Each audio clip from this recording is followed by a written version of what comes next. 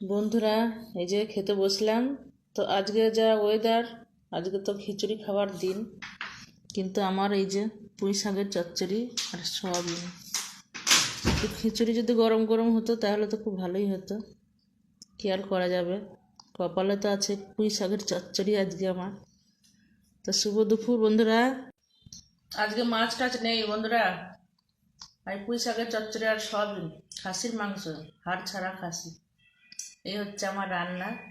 কেননা মাছ শেষ হয়ে গেছে ফ্রিজে, কালকে ওয়েদারের জন্য বাজারে যেতে পারিনি। আর আজকে তো সকালে রান্না হয়ে গেছে বেলায়, আজকেও বৃষ্টির জন্য বাজার যেতে পারলাম না। তো কালকেও আমাকে মনে হচ্ছে সেই নিরামিষই খেতে হবে। কি করব, এখন কিছু করার নেই। বাজারটা তো একটু দূরে, তো সবসময় মানে যাওয়া হয় না। আর মা চালা আজকে আসেনি।